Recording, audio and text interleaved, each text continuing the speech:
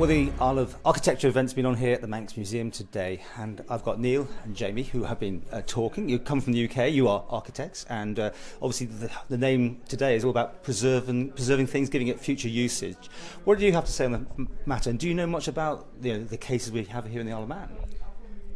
The Isle of Man is in some ways is very similar to what's being done in the UK.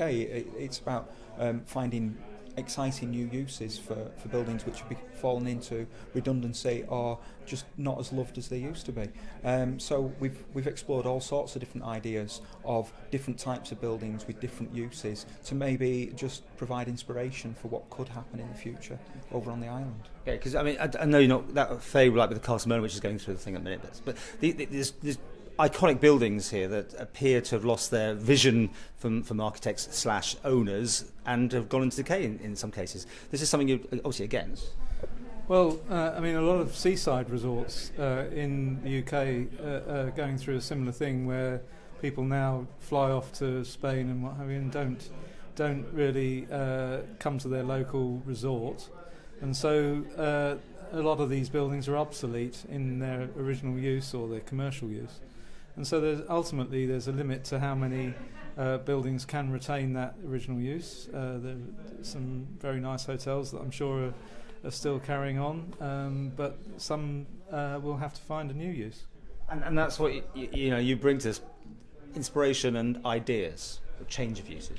Yeah, so we were joined this morning by Peter Isles of the Churches Conservation Trust, and they are looking after redundant churches, and one of their current ideas is again looking at the idea of staycations, people staying at home, promoting churches for the use of champing, which is camping within a church on a camp bed, and providing a very no frills but unique experience. But the income from that allows them to repair the buildings and preserve them in their original form.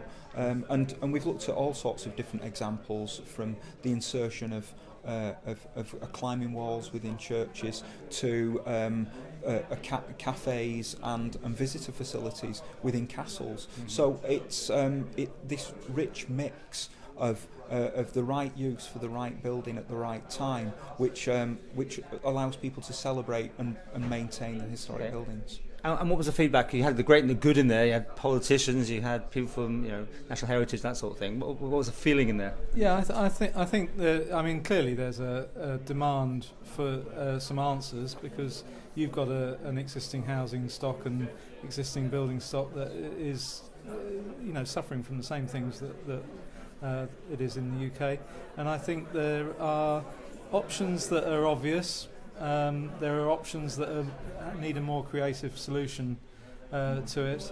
The thing that really stops a lot of this happening is the idea that anything of heritage value or historic value has to be preserved in aspic.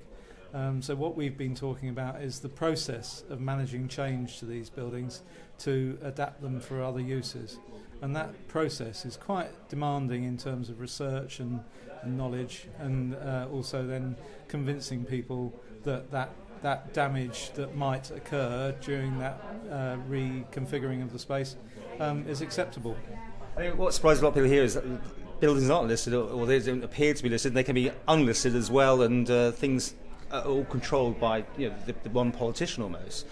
I presume you don't like that idea. I presume you want public input or people to come up with ideas. There should certainly be more public consultation. If in the UK we have a thing called a heritage asset, and that's a locally constructed process of designating a building as a heritage asset. It doesn't have to be listed.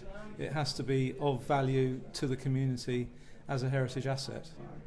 And finally, like our promenade in Douglas, it was this beautiful Victorian thing. Over the years, has been whittled away. I mean, I don't have had a chance to have a look at it yet. And, I mean, does that bring you a tear to your eye, or a bit like, a bit boxy? That's gone up and replaced something obviously much more grand.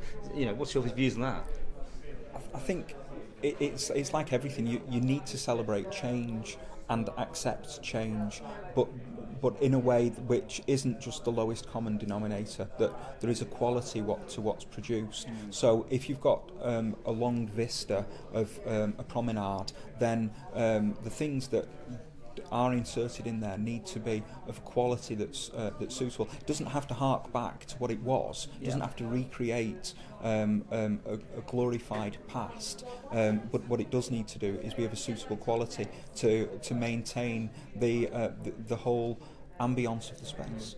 Although one hotel near the Villa Marina, if you have a chance to see it, the Manon Hotel, they actually did preserve the front. They were going to keep the original frontage. It couldn't be saved in the end, but they then went the extra mile to recreate that sort of coving and that sort of thing. You're in favour of that? To give it that old look. Well, no, not really, because once a building's lost, it's lost. And so if you're replacing it, it's a pastiche, we call it. It's a copy, and that would. If everything was approached like that, then history would stop dead in its tracks, and that's not what we want, certainly. Anyway, do you get an interesting reaction? Sorry, when it comes down to scale and materials, then there's an argument that you should be sensitive to the scale and materials, but you don't have to be sensitive to the actual architecture, because that was of a bygone time. Okay. Well, modern stuff and old, new, and all that sort of thing. But you had a good time here today, anyway. Interesting conversation. Absolutely. Very fascinating. Good. Yeah. Thanks for inviting me. Thank you.